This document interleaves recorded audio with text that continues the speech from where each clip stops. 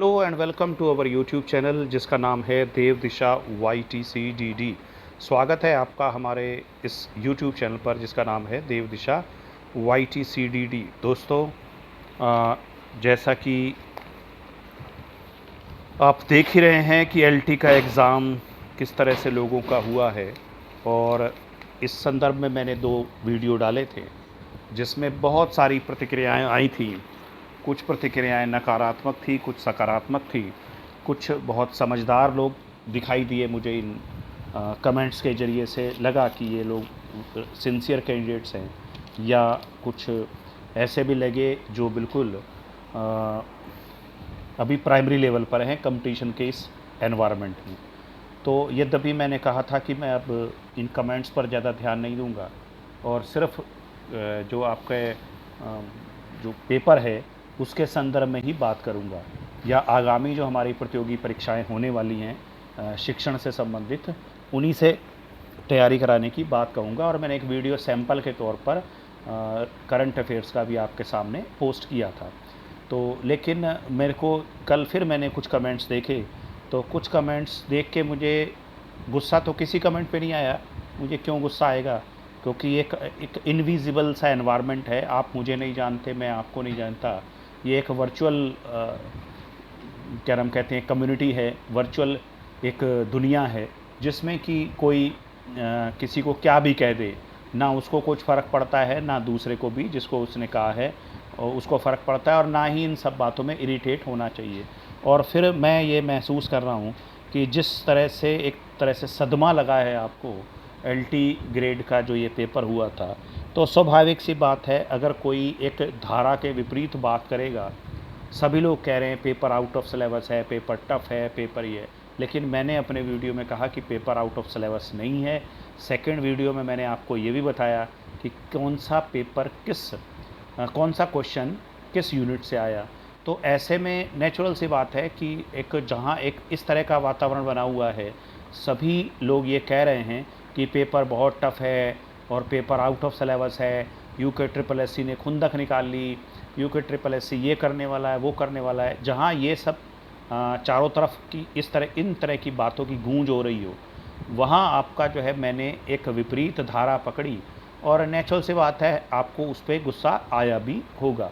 तो मेरे को इससे ज़्यादा मैंने इसको दिल पे नहीं लिया है, या इस पे मैं कोई टिप्पणी नहीं करता, क्योंकि मैं मानता हूँ कि आप अभी इमैच्योर बच्चे हो।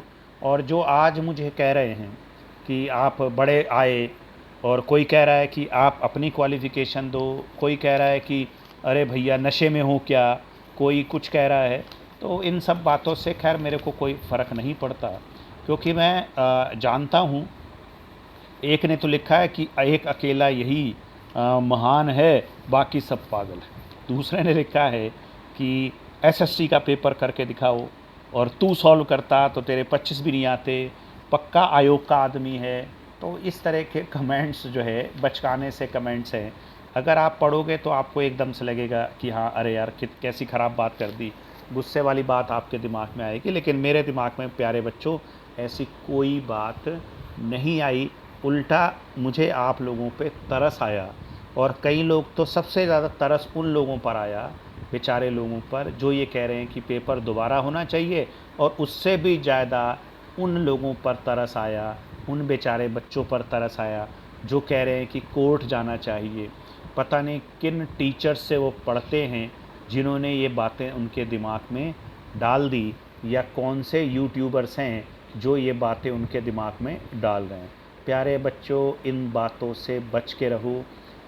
मेरे पे आप 1000 कमेंट्स निगेटिव कर दो, मुझे गाली दे दो, सब कर दो, लेकिन अपने भविष्य को देखते हुए अपने आप को परिवर्तन करो, अपने आप में परिवर्तन लाओ। आज मैं आपको थोड़ी सी कुछ बिंदु पर बात करूंगा। उससे पहले कुछ और कमेंट्स के बारे में, मैं नाम किसी का नहीं ले रहा। एक ने कहा कि रीज़निंग बहुत टफ थी। इसमें कोई शक नहीं कि 4-5 क्वेश्चन रीज़निंग के ऐसे थे जो किसी से भी विद इन टाइम सॉल्व नहीं हो सकते थे। ये आपकी बात बिल्कुल 16 आने सत्य है कि कुछ रीज़निंग के क्वेश्चन, 5 क्वेश्चन तो एटलीस्ट ऐसे थे जो नहीं हो सकते थे। उस माहौल में, जो परीक्षा का एक एनवायरनमेंट होता है, जो परीक्षा का एक माहौल होता है, जिसमें भय का वातावरण होता है, जिसमें कि एक मेंटल प्रेशर रहता है, उस एनवायरनमेंट में वो रीजनिंग के क्वेश्चन सॉल्व होने वाले नहीं थे। लेकिन जब आप ये सब बातें कहते हो तो प्यारे बच्चों, एक बात ध्यान करके रखा करो कि ये पेपर अगर आपके लिए टफ था तो आपके कंप्यूटर के लिए भी टफ था, उससे भी नहीं हुआ होगा। तो मेरिट तो आप ही लोगों में से बीच में बननी है। तो अगर आपने 5 नहीं हुए, 3 हो गए, तब भी आपको जो है आप ही लोगों में से ये एलटी के पद मिलने हैं। और अगर आपका जो है आपको बहुत आसान सा पेपर दे देते जिसमें मुदलियार आयोग का संबंध किससे है, कोठारी आयोग किस वर्ष बना, कोठारी आयोग ने अपनी सिफारिशें किसको दी, राष्ट्रीय ज्ञान आयोग जो है किसकी अध्यक्षता में बना, जस्टिस वर्मा कमीशन बनाने का मुख्य उद्देश्य क्या था, एनसीटीई की स्थापना कहाँ हुई, एनसीईआरटी का संबंध किससे होता है, आपको बहुत सरल सरल बुद्धि का एक कारक सिद्धांत किसने दिया जी, अल्फ्रेड बीने ने दिया, सबको मालूम था। आप ये मुझे बताइए, अगर ये सारे क्वेश्चंस आ जाते तो भाई आप ये ज़रूर है कि परीक्षा हॉल से आप खुश होकर निकलते कि मेरे इतने क्वेश्चन सही हो गए, मेरे इतने पेपर बहुत अच्छा था, पेपर बड़ा आसान था। आप ये कहते हुए परीक्षा हॉल से या परीक्षा का जो एक जहाँ सेंटर है वहाँ से आप निकलते, इसमें कोई शक नहीं है। आप बड़े खुश रहते, घर तक आगे खुश होते। आप फिर उसके बाद अपने मैच करते, यूट्यूबर्स भी कहते कि साहब मेरा पढ़ाया हुआ आया, मेरा पढ़ाया हुआ आया, मैं मेरा ये मेरा वो मेरा वो। तो इसमें कोई शक नहीं है, एक पॉजिटिव एनवायरनमेंट तब बन जाता जब पेपर बहुत सरल होता। लेकिन मुझे एक बात का जवाब दो बच्चों कि क्या सभी लोगों को नौकरी मिल जाती? आप हर परीक्षा, हर जो विषय है, लगभग 5-5, 7-7 हज़ार उसमें कैंडिडेट अपीयर हुए हैं, तो सीट्स लगभग 100-100 होंगी अंदाजन, किसी में 100, किसी में 80, किसी में ज़्यादा, किसी में कम। तो क्या आप लोग बताओ, क्या सबको नौकरी मिल जाती अगर पेपर आसान होता? फिर भी उतने ही लोगों का इनविटेशन, कॉल लेटर या काउंसलिंग के लिए लेटर आता जितने उनकी मेरिट में या जिसको हम कह देते हैं कट ऑफ में आते। तो अगर पेपर सरल होता उससे भी कोई फ़र्क नहीं पड़ता, और पेपर टफ होता उससे भी कोई फ़र्क नहीं पड़ता। बच्चों, ये कंपटीशन है, प्रतियोगिता है। यहाँ पर ये नहीं देखा जाता कि आपने कितना किया, बल्कि ये देखा जाता है कि आपके कंप्यूटर ने कितना किया। आपने 99% पेपर सॉल्व कर दिया, लेकिन आपके कंप्यूटर ने 100 कर दिया, सिलेक्शन उसका होगा।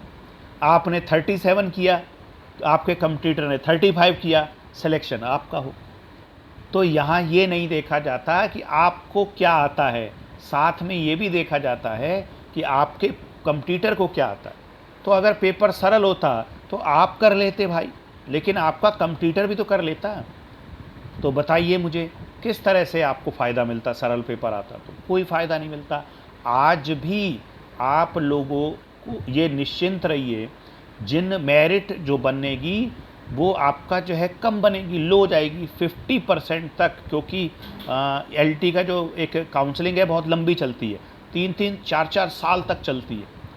अभी भी पिछली वाली इधर आपका एग्ज़ाम हो रहा है, और पिछले जो लास्ट टाइम एग्ज़ाम हुआ था एलटी का, उसकी रिक्रूटमेंट अभी भी हो रही है। और दूसरा मैं आपको बता दूं कि एलटी कोई फर्स्ट चॉइस नौकरी नहीं है लोगों की। फर्स्ट चॉइस नौकरी अगर टीचिंग में है तो लेक्चरर है। इसके अलावा जो भी और कंपटीशन देने वाले हैं उनकी कभी भी फर्स्ट चॉइस एलटी नहीं है। एलटी एक आज की तारीख में बड़ा नेग्लेक्टेड सा जॉब हो गया टीचिंग में, क्योंकि यहाँ पर प्रमोशन नहीं हो पाता। बिना प्रमोशन के लोग 35 साल बाद रिटायर हो रहे हैं, 35 साल एलटी में रहने के बाद रिटायर हो रहे हैं। इससे बेहतर आप क्लरिकल में लग जाएं तो आप 35 साल में क्या नाम कहते हैं, बहुत बड़े क्लरिकल ग्रेड में भी बहुत ऊपर प्रशासनिक अधिकारी तक बन सकते हैं, 5400 के ग्रेड पर जा सकते हैं। और एलटी वाला 4200 के ग्रेड में भर्ती होता है, और आपको पता नहीं है किस तरह से वो 4600 तक पहुंचने में उसके लाले आ जाते हैं, लाले पड़ जाते हैं उसको। और आपका किस तरह से ये जॉब कितनी आज की तारीख में एक फेवरेबल जॉब नहीं है शिक्षण में।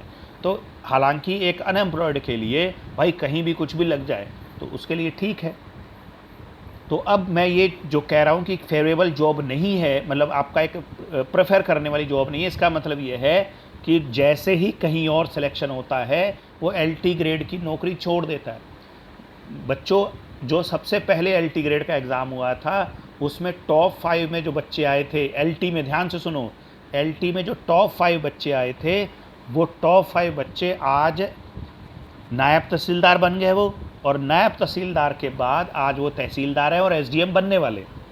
तो LT में जो सेलेक्ट हो रहा है वो आप समझ जाओ कि कौन सा बच्चा सेलेक्ट हो रहा है, मेरी इस बात से समझ जाओ। एक सज्जन ने लिखा है LT PGT वाले GS नहीं पढ़ते। यार क्या बात कर रहे हो आप, LT PGT वाले GS क्यों नहीं पढ़ते? उनको क्या श्राप है कि आप नहीं पढ़ोगे, या उनको किताबें नहीं मिलती मार्केट में भी? आप तो LT PGT की तैयारी कर रहे हो, आप GS नहीं पढ़ोगे, कहाँ से क्या कर रहे हो? और आपका सिलेबस अगर आप देखोगे तो सिलेबस आपका लेक्चरर में GS भरी पड़ी, तो LT PGT वाले क्यों GS नहीं पढ़ेंगे भाई? जिनको सिलेक्शन लेना है वो तो पढ़ेंगे, जिनको सिलेक्शन नहीं लेना इधर उधर यूट्यूब में लोगों की, यूट्यूबर्स की जो टीचर हैं, यूट्यूबर्स में जो ट्यूटर हैं उनकी सहानुभूति लेनी है तो भाई वो मत पढ़ो। और कई यूट्यूबर्स तो ऐसे ही हैं जो आपके साथ पेपर देने गए थे, जिन्होंने खुद एग्ज़ाम पास नहीं किया, वो आपको क्या सिखा रहे हैं? अब आप फिर मेरे से कहेंगे कि आप अपनी क्वालिफ़िकेशन बता दो। मैं नहीं बताऊंगा जी आपको अपनी क्वालिफ़िकेशन, आप मेरी इन बातों से अंदाज़ा लगा सकते हैं मेरी क्वालिफ़िकेशन। तो मेरे को जितना मर्जी बुरा भला कहिए, लेकिन मेरे प्यारे बच्चों ध्यान से अपने जीवन को ख़राब मत करिए। और ना तो कोई पेपर दोबारा होगा इसमें, क्योंकि ऐसा कुछ भी नहीं हुआ कि पेपर दोबारा हो, और ना ही आप हाई कोर्ट में जाके किसी जज साहब के, आप हाई कोर्ट में याचिका लगा सकते हो, कोई भी वकील आपसे पैसा लेगा और याचिका लगा देगा, तो आप याचिका लगा दोगे, पहली हीयरिंग में ख़त्म हो जाएंगे, पैसे आपके और खर्च हो जाएंगे, वकील का पेट आप ज़रूर भर दोगे। तो प्यारे बच्चों इन सब बातों से बचो, इन बातों में कुछ नहीं, और ना ही इन बातों से कुछ आपको मिलने वाला है। तो अब बात आती है, एक पॉइंट और किसी ने कहा था कि हिस्ट्री, हिंदी का, SST का, साइंस का सिलेबस बहुत है। बिल्कुल कोई शक नहीं है, LT का सिलेबस तो लेक्चरर के सिलेबस से भी ज़्यादा है, और सबसे ज़्यादा बेचारे जो परेशान होते हैं वो साइंस वाले, क्योंकि उनको केमिस्ट्री भी पढ़नी पड़ती है, जूलॉजी भी पढ़नी पड़ती है और बॉटनी भी पढ़नी पड़ती है। तो इन ऐसी परिस्थिति में उनके लिए बड़ा मुश्किल हो जाता है। हिंदी में तो चलो सिलेबस वास्ट होगा, लेकिन है तो हिंदी। बिल्कुल यही समस्या आपका आती है किनके लिए, ये जो हमारे SST वाले हैं, इनको इकोनॉमिक्स भी पढ़नी पड़ रही है, मतलब 3 सब्जेक्ट्स तो इनको पढ़ने ही पड़ते हैं, हिस्ट्री भी पढ़नी पड़ती है, पॉलिटिकल साइंस भी पढ़नी पड़ती है, ज्योग्राफी भी। अब इनमें से जो भी आपका होता है जिसका, तो सिलेबस बहुत वास्ट है। लेकिन फिर वही बात आ जाएगी कि आप भूल क्यों रहे हो कि ये कंपटीशन है, ये कंपटीशन है, और कंपटीशन में जो चीज़ है वो सबके लिए। अगर सिलेबस बड़ा है, वास्ट है, तो वो सबके लिए, सिलेबस छोटा है तो वो सबके लिए है, सिलेबस से बाहर आ रहा है पेपर वो सबके लिए, सिलेबस के अंदर से आ रहा है, टफ़ क्वेश्चन आ रहे हैं तो सबके लिए हैं, इजी क्वेश्चन आ रहे हैं तो सबके लिए। ये तो एक कंपटीशन है, और यहाँ पर श्रेष्ठ सर्वाइवल ऑफ द फिटेस्ट है, सबसे श्रेष्ठतम का चुनाव होना है। तो ये मत भूलो बच्चों कि आपको जो है किसी भी परिस्थिति में श्रेष्ठ प्रदर्शन करना है। टफ पेपर आ गया तो भी आप श्रेष्ठ पर। और एक ने बड़ी अच्छी बात लिखी है, अब कुछ अच्छे पॉइंट्स मैं बताता हूँ। अभी तक तो किसी ने तो मेरे को पता नहीं क्या क्या गाली भी दे दी, तो इससे कोई फ़र्क नहीं पड़ रहा। बच्चे तुम अभी छोटे हो, ऐसा गुस्से में कह ही देते हो।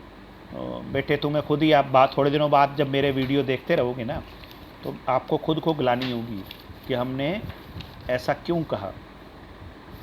बाकी नेक्स्ट देखेंगे, एक एक अर्नब नोटियाल हैं, मैं इनका नाम विशेष तौर पर ले रहा हूँ, और एक विक्रम नेगी हैं, इन्होंने कमेंट किया है, मुझे बड़ा अच्छा लगा, खासकर अर्नब नोटियाल का तो मुझे बड़ा अच्छा करना लगा। इसका कारण यह है क्योंकि इन्होंने बड़ी अच्छी बात लिखी, और मुझे लग रहा इनका पेपर बहुत अच्छा गया होगा, और आज नहीं LT का अच्छा नहीं गया होगा तो लेक्चरर का पेपर ये बहुत अच्छा कर लेंगे, क्योंकि इन्होंने लिखा है कि भाई NEP 2020 जो नई हमारी एजुकेशन पॉलिसी आई है 2020 की, उसमें ये कहा गया है कि आपको रट्टा नहीं लगाना, रटंत को समाप्त कर दिया गया है। और एनालिसिस, बच्चों को भी एनालिसिस टाइप से क्वेश्चन देने हैं। और आपने देखा होगा जो हाई स्कूल और इंटर का जो सब्जेक्ट पेपर आते हैं बोर्ड में, उनका पैटर्न भी चेंज कर दिया गया है। उसमें भी एसरेशन यानी कथन और व्याख्या जैसे आपके पेपर में आए उस तरह के आ रहे हैं। तो निचले लेवल से ही आपका ये प्रक्रिया लगाई जा रही है जो आपको टफ लग रही है। और यही आपको जब आप इंटर को पढ़ाओगे, हाई स्कूल को पढ़ाओगे, तो भाई फिर आप पढ़ा कैसे पाओगे जब आपको खुद ही कथन सत्य कौन सा है कौन सा नहीं है, किस कथन की व्याख्या कौन सा कथन कर रहा है, कथन 1 की व्याख्या कथन 2 कर रहा है कि नहीं कर रहा है। ये सब चीज़ें अगर आपको यहाँ नहीं आपसे पूछेंगे तो आप पढ़ने वाले बच्चों को कैसे सिखाओगे, 10th और 12th वालों को कैसे सिखाओगे। तो ये अर्नब नौटियाल जी, आप थैंक यू वेरी मच। आप, मुझे लगता है आपका जो भविष्य है काफ़ी उज्जवल है, आप काफ़ी आगे जाओगे जब आपने इतना छोटी सूक्ष्म बात पकड़ ली है और सूक्ष्मता से आपने इसका विश्लेषण किया है। तो नेचुरल सी बात है आप अच्छा काम कर रहे हो और आपका पेपर ये वाला भी अच्छा हुआ होगा अगर आपने दिया है। दूसरा है विक्रम नेगी सर हैं, इन्होंने भी कहा है कि पेपर सबके लिए टफ था, कोई एक के लिए टफ थोड़ी था। तो इसीलिए मैं आपसे कह रहा हूँ कि इन सब बातों को अब भूल जाओ। और कुछ लोगों ने कहा है कि अब आगे क्या करें, तो इसीलिए मैंने ये वीडियो बनाया है कि भाई थोड़ा, क्योंकि ये पहले तो मैं इस तरह की वीडियो बनाने का आदी नहीं हूँ, मैं पढ़ने पढ़ाने में ही दिलचस्पी रखता हूँ। लेकिन मेरा हृदय थोड़ा सा द्रवित हो गया जब 1-2 लोगों के कमेंट मैंने देखे कि सर अब आगे क्या करें। नेचुरल सी बात है, ऐसे लोग भी अच्छा करेंगे भविष्य में जो ये पूछ रहे हैं कि आगे क्या करें। तो आगे के लिए आपका है जो ये सामने आपकी स्क्रीन पे दिखाई दे रहा है, वो है आपका प्रवक्ता भर्ती परीक्षा। प्रवक्ता भर्ती परीक्षा, अब आप पहले ये सुन लीजिए, यहाँ पर मंत्री महोदय ने कहा है कि माध्यमिक शिक्षा के तहत सहायक अध्यापकों के 1500, प्रवक्ताओं के 700। पहले तो यही सुन लीजिए कि प्रवक्ताओं के 700 पद आने वाले हैं। ये आज आ जाएं, कल आ जाएं, 2 दिन में आ जाएं, 10 दिन में आ जाएं, लेकिन इससे आगे नहीं जाने वाले। तो एक तो ये ध्यान करेंगे कि प्रवक्ता के पद आने वाले हैं, उनके लिए आप मेहनत कर सकते हैं। और ये 700 तक सीमित नहीं रहेंगे, ये बढ़ जाएंगे। अगर आप देखोगे लोकसभा की जो विज्ञप्ति आती है उसमें लिखा रहता है पदों की संख्या घट बढ़ सकती है, और नेचुरल है पदों की संख्या 700 से कहीं ज़्यादा बढ़ेगी, डबल हो जाएगी।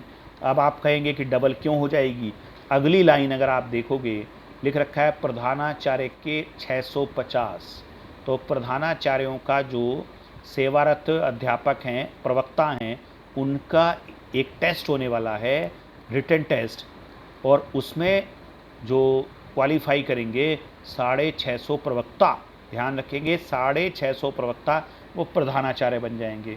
तो नेचुरल सी बात है, ये जो प्रधानाचार्य होंगे, ये प्रवक्ता जो होंगे ये बनेंगे, तो प्रवक्ता के 650 पद खाली तुरंत हो जाएंगे, और इस तरह से 1350 पद तो तुरंत हो जाएंगे। इसीलिए प्रवक्ता के पद फिर खाली हो जाएंगे। अब फिर दूसरी बात आप कहोगे कि एक ये एलटी के एग्ज़ाम फिर दोबारा से कब होगा, जिनके पास पहले तो मैं ये राय दूंगा कि आप सभी लोग जिन्होंने सिर्फ ग्रेजुएशन कर रखी है तो वो किसी भी सब्जेक्ट से पोस्ट ग्रेजुएशन कर सकते हैं। आप किसी भी सब्जेक्ट से पोस्ट ग्रेजुएशन किए हों और साथ में आपने बीएड कर रखा हो तो आप प्रवक्ता के लिए एलिजिबल हो जाते हैं। अगर मान लिया आपने बीएससी कर रखी है जेडबीसी से या पीसीएम से, और अगर आपने एमए इकोनॉमिक्स कर लिया है तो भी आप प्रवक्ता इकोनॉमिक्स के लिए एलिजिबल हो जाएंगे। इसीलिए किसी भी आसान से सब्जेक्ट से आप पोस्ट ग्रेजुएट डिग्री ले लीजिए। उत्तराखंड ओपन यूनिवर्सिटी से आजकल ईज़िली मिल जा रही है, कम पैसे लगते हैं और आपका जो है आपको ये डिग्री मिल जाएगी। तो एक तो ये हमारे पास विकल्प है। दूसरा विकल्प ध्यान रखेंगे, अगर आप सोच रहे हों कि सहायक अध्यापक के पद फिर कब आएंगे, तो अगले साल ही आ जाएंगे। अब आप कहोगे इतना कैसे, क्योंकि अभी मैंने कहा कि प्रधानाचार्यों के पद भरे जाएंगे प्रवक्ता से, प्रवक्ता के पद खाली हो जाएंगे, इन प्रवक्ता के पदों पर भर्ती होगी। और अभी आप अगर देखेंगे तो लगभग LT ग्रेड वाले टीचर, उनका प्रमोशन होना है प्रवक्ता पर, वो रुका हुआ है हाई कोर्ट के आदेश पर, और मामला ये सुप्रीम कोर्ट तक पहुंच चुका है। तो यहाँ पर जिस भी दिन सरकार ने कोई निर्णय ले लिया और LT ग्रेड वाले किसी भी दिन प्रवक्ता के लिए प्रमोशन में आ जाएंगे, तो LT के पद फिर खाली हो जाएंगे। तो यहाँ आपका हमेशा पद खाली होते रहते हैं। शिक्षा विभाग की झोली कभी खाली नहीं रहेगी। हर साल आपके लिए कभी LT आएगा, कभी प्रवक्ता आएगा, कभी LT आएगा, कभी प्रवक्ता आएगा, तो ये आता रहेगा। इसीलिए प्यारे बच्चों, जो भी चाहे वो निगेटिव कमेंट कर रहे हो जो या पॉजिटिव कमेंट कर रहे हो, प्यारे बच्चों थोड़ा सा अपने आप को इस परीक्षा के, जो ऐसी परीक्षा आ रही है उसके अनुसार अपने आप को तैयार करो। परीक्षाएं इसी तरह से ही आएंगी। अगर आप प्रवक्ता पद का भी देखोगे तो प्रवक्ता पद में भी इसी तरह से ही व्याख्या वाले प्रश्न आएंगे। और प्रवक्ता का 150 नंबर का जो पेपर होता है, जो पैटर्न है, जिसमें उत्तराखंड भी आती है, GS भी आती है, और रीजनिंग भी आती है, और टीचिंग एप्टीट्यूड भी आती है। स्क्रीनिंग एग्ज़ाम होता है, आपको उसका सिलेबस पता है। अब हम अगले वीडियो से उसी के सिलेबस को डिस्कस करेंगे, और उसी के उसमें करंट अफेयर्स भी आता है। तो प्यारे बच्चों, उसके हिसाब से इस पहले स्क्रीनिंग टेस्ट को तैयार करो, और पहले फोकस कर लो स्क्रीनिंग टेस्ट पर। और सब्जेक्ट आप पढ़े ही होते हैं। ज़्यादातर लोगों से स्क्रीनिंग टेस्ट ही पास नहीं होता। कारण क्या है कि स्क्रीनिंग टेस्ट का जो सिलेबस है वो काफ़ी डाइवर्स है, उसमें बहुत सारी चीज़ें आती हैं, और बहुत बड़ा सिलेबस उसका है। आप अगर सोच रहे हो कि सिलेबस आपको छोटा दे दिया जाएगा, भाई 10 क्वेश्चन गुरुजी टिक कर देंगे, उसमें से 5 आ जाएंगे, तो भाई ऐसे तो आप नहीं बन पाओगे टीचर। इसीलिए आपको मेहनत बहुत ज़्यादा करनी पड़ती है। अगर आपको हर महीने 50 या 60 हज़ार रुपया सरकार देगी, तो उसके हिसाब से आपको आपके अंदर जो कैपेसिटी है उसको जांचने का अधिकार भी उसको सरकार को है। इसीलिए प्यारे बच्चों, अगर मेरी बात का बुरा भी लग रहा है तो उसे भी आप पॉजिटिव मानो, बुरा मत मानो, उसे सीख के तौर पर मानो, और आगे की सोचो। प्रवक्ता पद की तैयारी करिए। प्रवक्ता पद से संबंधित वीडियो मैं इसी उस पर अपलोड करता रहूँगा। मैंने करंट अफेयर का एक सैम्पल वीडियो आपको कल सेंड किया था। करंट अफेयर्स में रोज़ अखबार के वो जो मैंने बनाया था वो अखबारों से बनाया था करंट अफेयर। इसके साथ में आप प्रतियोगिता दर्पण पढ़ लो। ज़्यादा फूल पत्ती, हाथी घोड़ा, ये सब क्लासेस में ज़्यादा दिमाग लगाने की ज़रूरत नहीं है, और इसी में से ही उत्तराखंड का आ जाता है। एक तो रोज़ का अखबारें पढ़ो, जो खासकर दैनिक जागरण, अमर उजाला, हिंदुस्तान, ये 3 अखबारें यहाँ आती है, तीनों ही पढ़ लो। इसके अलावा बस प्रतियोगिता दर्पण पढ़ लो। ज़्यादा इसमें दिमाग मत लगाओ, इधर से भी मैगज़ीन ले लो, उधर से कुछ फ़ायदा नहीं होने का है। और इसके अलावा बाकी रीजनिंग करो। टीचिंग एप्टीट्यूड तो आपने LT ग्रेड का इतना बड़ा सिलेबस था तो तैयार कर ही ली होगी। यही टीचिंग एप्टीट्यूड आपके काम आएगी जब आप प्रवक्ता पद का एग्ज़ाम दोगे। जो भी आपने नोट्स बनाए हों उनको संभाल के रखो, उनको पढ़ते रहो। वही सिलेबस लगभग, थोड़ा बहुत चेंज है वो आप उसमें जोड़ लेना। इसके बाद आपका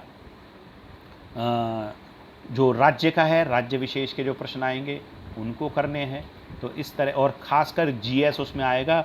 ये जो सज्जन कह रहे थे LT PGT वाले GS नहीं पढ़ते, पता नहीं कौन सी दुनिया में बेटे आप रह रहे हो, और कौन आपको पढ़ा रहा है या कौन आपको ये बता रहा है। बेटे तुम्हें बुरा लग रही होगी अगर जिन्होंने भी ये मैसेज किया है, लेकिन ये अप्रोच आपको कभी भी नौकरी के काबिल नहीं बना पाएगी। आप अगर दुनिया को नहीं जानोगे तो ऐसे ही 4 नंबर, 5 नंबर, 10 नंबर से पेपर से बाहर होते रहोगे। सब कुछ आपको पढ़ना है। आज दुनिया बड़ी तेज़ी से बदल रही है, उसी तेज़ी से सरकारें भी सिलेबस एग्ज़ामिनेशन के बना रही हैं, टेक्निकल चीज़ें उसमें जोड़ी जा रही हैं, क्योंकि आगे चैलेंजिंग जॉब होने वाली है टीचिंग। अगले 10 सालों में। इसीलिए मेरे बच्चों, आगे से इन सब चीज़ों को त्याग दो और जो आपको इस तरह की बातें सिखा रहे हैं उनका साथ छोड़ दो और जुड़ो हमारे YouTube चैनल से। यहाँ कड़वी दवाई पिलाई जाती है, मीठी गोली नहीं खिलाई जाती। आप जुड़े रहो, आपको कुछ ना कुछ यहाँ से मिलता रहेगा। बाकी आप सेल्फ भी तैयारी करो, बुक्स लेके तैयारी करो और अपने हाथ से नोट्स बनाओ। मेरे भी YouTube पर आप बहुत ज़्यादा उसमें मत आओ कि ये जो डालेंगे वो पढ़ लेंगे बस काफ़ी हो जाएगा, ऐसा नहीं है। आपको अपने अंदर भी वो एबिलिटी डेवलप करनी पड़े। तो मुझे उम्मीद है कि आपको मेरी बातें कुछ समझ में आई होंगी। तो जुड़े रहिए। अगर आपको अच्छा लगे, अगर आपको मेरी बातें अच्छी ना लगें तो चैनल छोड़ के भी जा सकते हैं, वो विकल्प भी आपके पास रहता है। और नहीं तो हमारे चैनल के साथ जुड़े रहें। तो आज का वीडियो मैं यहीं समाप्त करता हूँ। सिर्फ आज के वीडियो मैंने आपसे कुछ बातें करी और बताया भविष्य में क्या हो सकता है। तो बच्चों, आज का वीडियो यहीं समाप्त करता हूँ। जुड़े रहिए हमारे YouTube चैनल से और ध्यान रखिए, ये जो मैं वीडियो डालता हूँ अपने शौक़ को पूरा करने के लिए डालता हूँ। मुझे आपसे कोई डायरेक्ट या इनडायरेक्ट बेनिफिट नहीं चाहिए। इन्हीं शब्दों के साथ धन्यवाद आपका हमारे इस YouTube चैनल के साथ बने रहने के लिए।